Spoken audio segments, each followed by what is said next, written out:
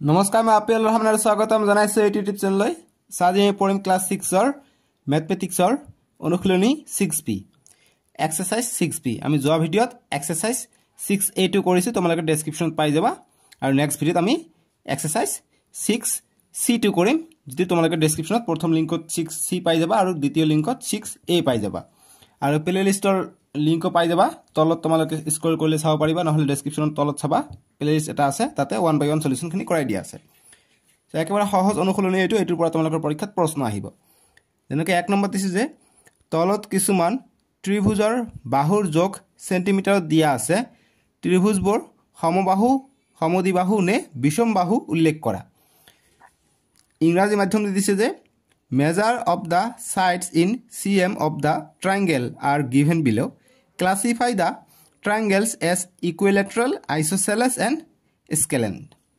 গতিকে যে সমবাহু সমদ্বিবাহু আৰু বিষমবাহু মানে কি সমবাহু নামটো বুজাইছে মানে বাহু কেইটা সমান দীঘৰ হ'ব আৰু সমদ্বিবাহু মানে দ্বি অৰ্থাৎ দুটা বাহু সমান হ'ব আৰু বিষমবাহু মানে ত্ৰিভুজৰ তিনিটা বাহু বিষম হ'ব বেলেগ বেলেগ জোখৰ হ'ব অৰ্থাৎ যি ইকুইলেটাৰেল আছে ইকুইলেটাৰেল মানে সববিলাক বাহু সমান থাকিব আৰু আইসোসেলেছত দুটা বাহু সমান থাকিব আৰু স্কেলেনত বিষম বাহু অৰ্থাৎ এটা বাহু সমান নাথাকিব ঠিক আছে একে ধৰণৰ বস্তু হয় সো আমি সমাধান কৰো এতিয়া যদি এইটো আৰু এইটো পিকচাৰ দিয়া আছে ঠিক আছে একে ধৰণৰ পিকচাৰ দিয়া আছে অসমীয়া মাধ্যমত অকমান ডাঙৰকৈ দিয়া আছে আৰু ইংৰাজী মাধ্যমত অকমান সৰু দিয়া আছে তথাপি একে বস্তুই হ'ব জাস্ট আমাক চাবহে লাগে যে আমাক প্ৰথমতে দিছে এইটো চাৰি এইটো চাৰি এইটো চাৰি 4 সেন্টিমিটাৰ গতিকে চাৰিটা যদি সমান থাকে তেনহলে তাক আমি ইকুইলেটাৰেল বুলি কওঁ তাক আমি সমবাহু ত্ৰিভুজ বুলি কওঁ ঠিক আছে গতিকে এক নম্বৰটো হ'ব সমবাহু ত্ৰিভুজ একৰ এক হ'ব এক্সাৰসাইজটো লিখি লওঁ এক্সাৰসাইজ 6b এটো হ'ব একৰ এক নম্বৰটো হ'ব সমবাহু ত্ৰিভুজ সম মানে সববিলাকে সমান যে সেই কাৰণে সমবাহু ত্ৰিভুজ বাহু ত্ৰিভুজ ত্ৰিভুজ ত্ৰিভুজ কাক বলে যদি আহে যে তিনিটা বাহুৰে সমষ্টি কিন্তু বন্ধ হ'ব লাগিব ঠিক আছে এনেকুৱা যদি খোলা থাকে তেনেহলে নহব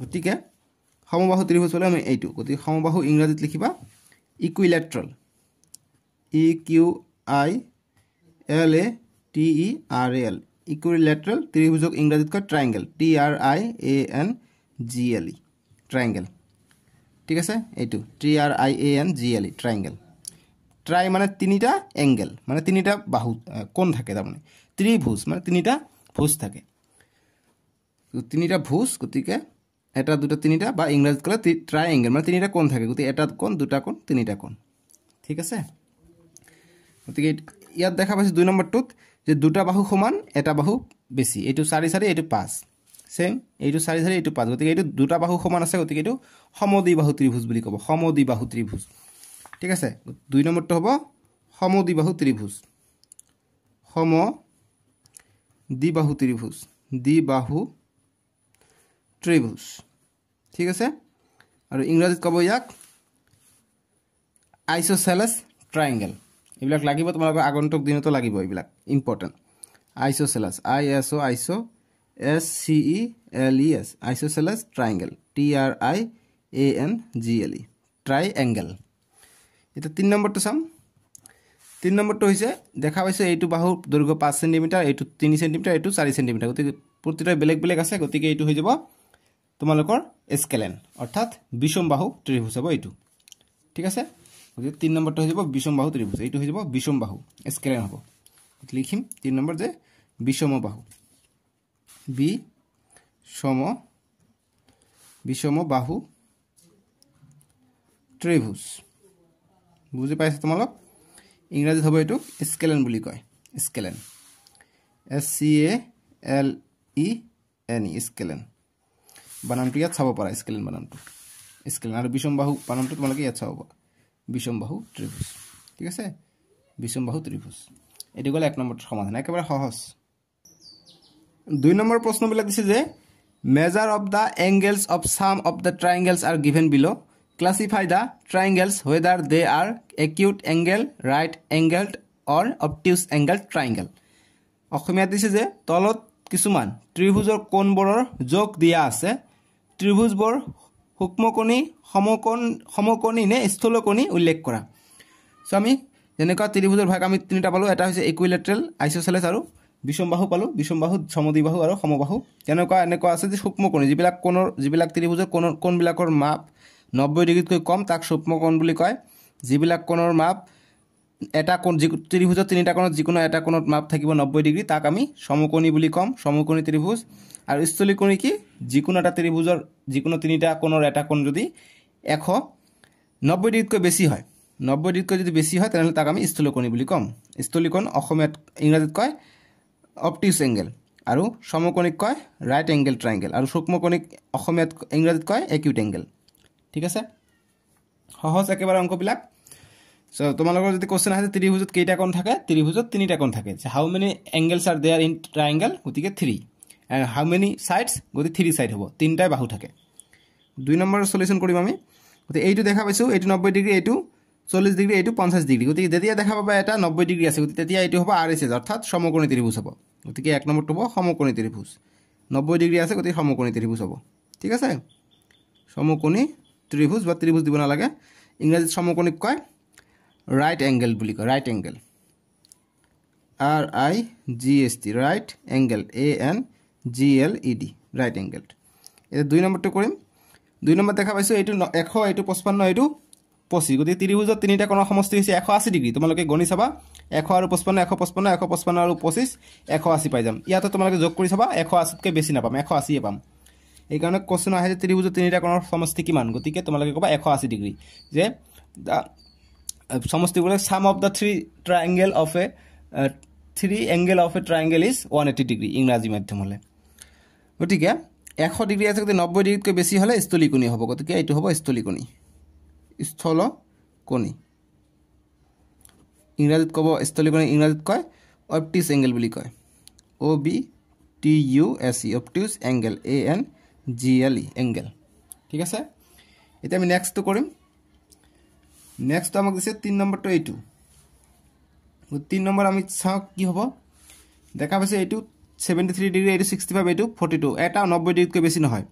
90 ডিগ্ৰী বা 90 ডিগ্ৰীতকৈ বেছি হ'লে স্থলকোণী বা অবটিউচ বুলি ক'ব, বা যিকোনো এটা কোণৰ মান 90 ডিগ্ৰী হ'লে আমি ৰাইট এংগেল বুলি ক'ম বা সমকোণী বুলি ক'ম। যদি 90 ডিগ্ৰীতকৈ কম হয় তেতিয়া আমি সূক্ষ্মকোণী বুলি ক'ম বা একিউট এংগেল বুলি ক'ম। চ' দেখা পাইছোঁ এইটো প্ৰতিটোৱে 90 ডিগ্ৰীতকৈ কম আছে, গতিকে এইটো একিউট এংগেল হ'ব। 3 নম্বৰটো হ'ব একিউট এংগেল, অৰ্থাৎ অসমীয়াত হ'ব সূক্ষ্মকোণী ত্ৰিভুজ, সূক্ষ্মকোণী ত্ৰিভুজ। ঠিক আছে, ত্ৰিভুজ দিব নালাগে, অকল সূক্ষ্মকোণী দিবা। এইটো যিটো লেখা সূক্ষ্মকোণী। আৰু ইংৰাজীত হ'ব এইটোক, ইংৰাজীত কয় সূক্ষ্মকোণীক কয় একিউট এংগেল বুলি কয়, ACUT, একিউট ত্ৰিভুজ, ট্ৰাইংগেল বা দিব পাৰা একিউট। ঠিক আছে, গতিকে একিউট, ACTU, নামটো মোৰ অকণমান ভুল হ'ল দেই, একিউট, ACTU, একিউট এংগেল বুলি কয়, ANGLE, angle, acute angle, acute angle. ED আছে, মই ED দিয়া নাই, অকল ডিটো দিয়া নাই, E দিছোঁ, কাৰণ ছিংগুলাৰ নম্বৰত E আহে, এংগেল। এতিয়া আমি 4 নম্বৰটো কৰিম। 4 নম্বৰ আছে, চববিলাকে 60 আছে, গতিকে এইটো কি 90 ডিগ্ৰীতকৈ কম, গতিকে এইটো কি হ'ব? সূক্ষ্মকোণী হ'ব। এইটোৱে 3 নম্বৰটোৰ দৰে ছেম হ'ব, সূক্ষ্মকোণী। মই নিলিখিলোঁ, ডট দিলোঁ, মানে সূক্ষ্মকোণী হ'ব 4 নম্বৰটো। এতিয়া 5 নম্বৰটো কৰোঁ। 5 নম্বৰ হ'লে কি বুজাইছে? এইটো 20 ডিগ্ৰী, এইটো 90 ডিগ্ৰী, এইটো 70 ডিগ্ৰী। গতিকে এই যে 90 ডিগ্ৰী আছে, গতিকে এইটো কি হ'ব? সমকোণী হ'ব। 90 ডিগ্ৰী থাকিলে সমকোণী হ'ব। গতিকে সমকোণী 1 নম্বৰটোৰ দৰে, সমকোণী। ঠিক আছে, সমকোণী বা ইংৰাজীত কয় right angle, RIGST, right angle, ANGLED, angle. D নিদিলেও হয়, এংগেল দিলেও হ'ব, ডি নিদিলেও হয়, দিলেও একো কথা নাই। ঠিক আছে, তোমালোকৰ ইচ্ছা, এংগেল দিব পাৰা, ডিও দিব পাৰা, এংগেলড বুলিও দিব পাৰা। চ' যেতিয়া ত্ৰিভুজ এটা কি হ'ব? প্ৰতিটো কোণ যদি একে হয় তাক আমি সমবাহু ত্ৰিভুজ বুলি ক'ম। গতিকে আমি যিটো আইচ'চেলাছ ট্ৰাইংগেল পাইছোঁ, ইকুইলেটাৰেল ট্ৰাইংগেল পাইছোঁ, চববিলাকে সমান আছে, গতিকে সেইবিলাকৰ কোণবিলাক সমান থাকে। ঠিক আছে, গতিকে এইটোৰ বাহুবিলাকো সমান থাকিব। গতিকে সূক্ষ্মকোণীহে অকল সমবাহু ত্ৰিভুজ হ'ব পাৰিব, আৰু এইবিলাক কি বিষমবাহু ত্ৰিভুজ। যি কি নহওক, আমাক অকল এই তিনিটাৰ ভিতৰত ক'ব গৈছে, আমি এই তিনিটাৰ ভিতৰত আমি এনচাৰটো এনেদৰে কৰিলোঁ। 2 নম্বৰটো বুজি পাইছে তোমালোক? 3 নম্বৰ আৰু 4 নম্বৰ একে। এতিয়া আমি 3 নম্বৰবিলাক কৰিম। তোমালোকৰ পেজ নম্বৰ 186 আছে অনুশীলনীটো, আৰু অসমীয়াত আছে পেজ নম্বৰ 187ত। আমাক দিছে put right on the correct statement and ৰং ফৰ দ্য ইনকাৰেক্ট ওৱান। যে তলৰ উক্তিবোৰৰ শুদ্ধটোত ৰাইট চিন আৰু অশুদ্ধটোত কাটা চিন দিব গৈছে। 1 নম্বৰ দিছে যে এটা ত্ৰিভুজত দুটা সমকোণ থাকিব পাৰে গতি ঠিকই আছে এটা ত্ৰিভুজত দুটা সমকোণ থাকিব পাৰে নেকি নোৱাৰে এটা ত্ৰিভুজত দুটা সমকোণ থাকিব নোৱাৰে সমকোণ মানে 90 ডিগ্ৰী হ'ব লাগিব গতিকে এইটো যদি 90 ডিগ্ৰী হয় আন এটা 90 ডিগ্ৰী হলে কি আমি এনেকুৱা পাই যাম এনেকুৱা পালে ত্ৰিভুজ নাপাম গতিকে 180 ডিগ্ৰী হ'ব 90 90 গতিকে আমি জানো ত্ৰিভুজৰ তিনিটা কোণৰ সমষ্টিৰ যোগফল 180 ডিগ্ৰী গতিকে 180 ডিগ্ৰীতকৈ বেছি আমি নোৱাৰিম এইটোৰ কোণ আমি 90 পালো এইটো অকমান কম কমকৈ দিলে আমি ত্ৰিভুজ পাম যদি আমি এইটো 90 ডিগ্ৰী ৰাখিলো আন এটা যদি আমি কিবা এটা ত্ৰিভুজ বনাব যাও গতিকে এইটো 90 ডিগ্ৰী হোৱাৰ কাৰণে এইটো 90 এনেকুৱা হ'ব লাগিব গতিকে তেতিয়া ত্ৰিভুজ নাপাম আমি ত্ৰিভুজ আমি তেতিয়া নাপাম নহয় জানো গতিকে এইটো যে এটা ত্ৰিভুজত দুটা সমকোণ থাকিব পাৰে গতিকে এইটো নোৱাৰে এইটো হ'ব নো যে এই triangle can have two right angle গতিকে নো ক্ৰস হ'ব এতিয়া 2 নম্বৰ দিছে যে two sides of an isosceles triangle are equal কৈছে যে সমদ্বিবাহু ত্ৰিভুজৰ দুটা বাহুৰ সমান গতিকে ঠিক আছে সমদ্বিবাহু দুটা বাহু সমান থাকে গতিকে এইটো ৰাইট হ'ব তাৰ পিছত যে এটা ত্ৰিভুজৰ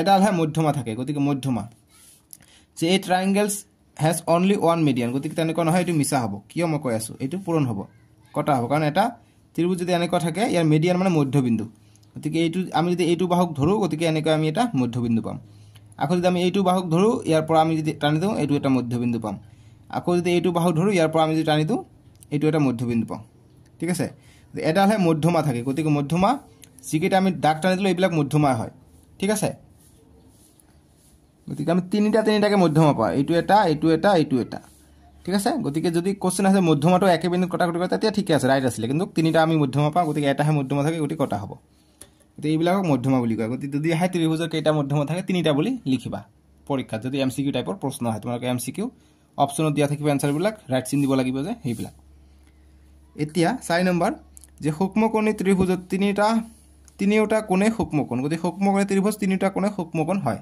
ঠিক আছে সূক্ষ্মকোণ মানে 90 ডিগ্ৰীতকৈ সৰু গতিকে এইটো সত্য হ'ব যে all the three angles of an acute angle triangle are acute গতিকে এইটো হয় এতিয়া 5 নম্বৰটো কয়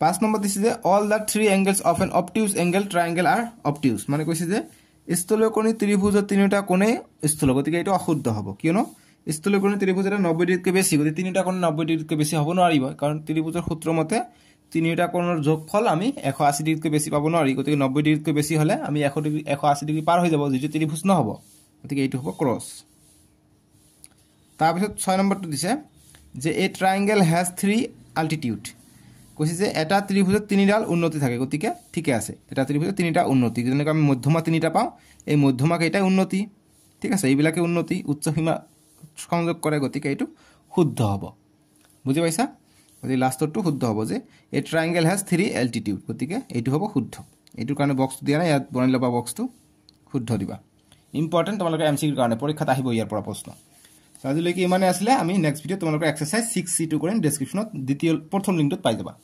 প্লেলিষ্ট বনোৱা আছে তোমালোকে ক্লাস 6 ৰ বাবে ধুনিয়াকে প্লেলিষ্টত চাব পাৰিবা যত তোমালোকে প্লেলিষ্ট দেখা পাবা যে IPL Rahman YouTube channel playlist তাতে 6 এৰ পৰা ষ্টাৰ্ট হৈছে তাৰ পৰা 1 by 1 সলিউশন পাই যাবা আজিলৈকে আহো ভিডিওটো লাইক কৰি দিবা